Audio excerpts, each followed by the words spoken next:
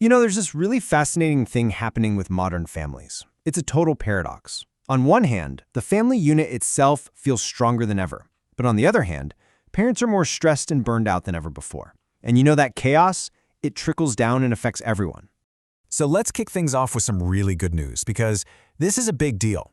Despite all the craziness of modern life, the family has actually gotten stronger over the last 50 years. People feel this deep, powerful connection to their family. That's an amazing foundation. But there's the flip side. All that strength, it's coming at a cost.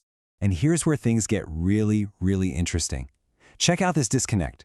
Researchers asked 1,000 kids, if you had one wish for your parents, what would it be? Now, the parents all guessed the answer would be, spend more time with me. Nope, they were wrong. The kids' number one wish was for their parents to be less tired and less stressed.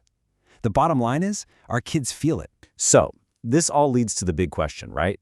How do we fix this? Is there a better way to handle all the chaos and dial down the stress? Are there actual practical things we can do? Well, the answer might just come from a place you would never, ever expect. So I want you to meet the Starr family from Idaho. Pretty typical family. 2 parents, 4 kids, crazy schedules, the whole shebang. They describe their life as being in complete chaos. Sound familiar? The dad, David, was a software engineer, and instead of grabbing the latest parenting book, he looked to his job for an answer. Okay, so to get what they did, you gotta understand how software used to be made. It was this thing called the waterfall method. And as you can see, it was super rigid, totally top-down. Executives at the top would issue commands, these huge plans would slowly trickle their way down, and the people actually building the stuff had zero say. And how well did that old method work? Well, a whopping 83% of projects failed. 83%! They were either way too big, way too late, or totally useless by the time they were done. Clearly, a new system was desperately needed. So, out with the old, in with the new. The new way? It's called the Agile method. Instead of bosses barking orders from the top, you've got these small, self-managed teams. Instead of these massive, rigid plans, you work in short, little bursts with tons of feedback. It's all about being flexible, being adaptable, and letting good ideas flow up from the bottom, not just down from the top.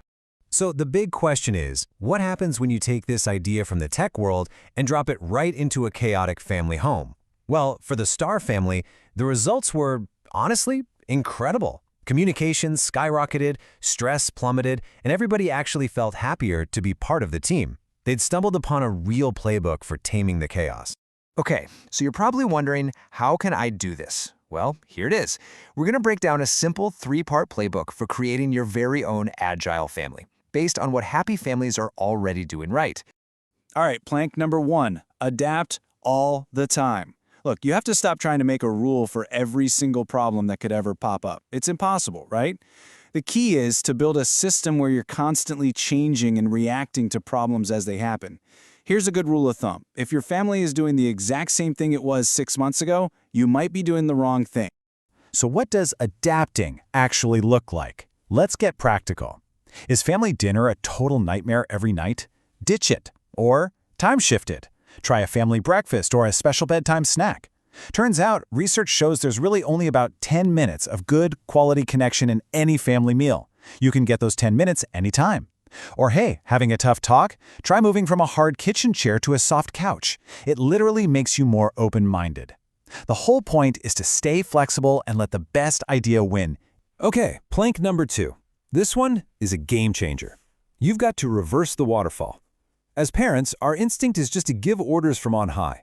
But the single biggest lesson from these Agile families is that you have to actually bring your kids into the process of raising them. Give them a voice. Give them a role in how the family runs. And the number one most powerful way to do this? The weekly family meeting. It's super short, like under 20 minutes. And you just ask 3 simple but honestly pretty deep questions. What went well this week? What didn't go so well? And what are we going to work on together in the week ahead? This little check-in gives kids a real voice and a sense of ownership in the family's success. And you see the results right away. One family started using a simple morning checklist, a classic Agile tool where the kids were in charge of their own tasks. And the result? The mom said it cut parental screaming in half. Come on, that's a huge win right there. But here's the really crucial part of empowerment. You have to let your kids fail. And you have to let them fail on their own terms. I love this quote from Warren Buffett's banker. It's so true, right? It's so much better to let them make a small mistake with a $6 allowance now so they learn the lesson they'll need when they're dealing with a $60,000 salary later. All right, our final plank. This is all about finding the right balance. Being adaptable is how you make progress, but you also need a strong foundation to stand on. The best organizations do this. They keep their core values solid while always pushing forward. And for a family, that core is your story. It's about figuring out what your family story is and then telling it over and over again. So how do you actually do that? Well, you can steal an idea from the business world and have a family retreat, even if it's just a pajama party in the living room with popcorn. Come up with a family mission statement. Figure out your core values together. But maybe the most important thing you can do is tell your kids the stories of their grandparents, of how the family overcame tough times, of the challenges you've all faced and gotten through. Those stories, that's the bedrock of who you are. And this leads to some really fascinating research from Emory University. They asked a bunch of kids all these questions about their family's history, and what they found was the single biggest thing that predicts a child's well-being and happiness. Any guesses what it is? The answer is so simple, it's almost hard to believe. It's knowing that they are part of a bigger family story. Kids who knew the stories of their family, the good times and the bad, had higher self-esteem and a much stronger sense of control over their own lives. Your family's story, that's your superpower. So where does this all leave us? What's the big takeaway? It's that family happiness isn't some magic destination you finally arrive at. It's not something you just stumble upon. It's something you have to build actively with every choice you make day in and day out. There's this wonderful story about the author Leo Tolstoy. When he was a boy, his brother told him that he had hidden a little green stick somewhere on their property, and on that stick was engraved the secret to universal happiness. Tolstoy spent his entire life looking for that stick. He even asked to be buried in the spot where he thought it was hidden. And this story just perfectly captures the final lesson here. See, the secret wasn't on the stick. The secret was the search itself. Happiness, just like greatness, is a choice. It's not about your circumstances. You don't need some perfect grand plan. It's all about taking those little steps, racking up the small wins, and just not giving up. And in the end, maybe the secret is the simplest, most powerful thing of all. The secret to managing the chaos, to cutting the stress, to building a truly happy family isn't finding some perfect answer.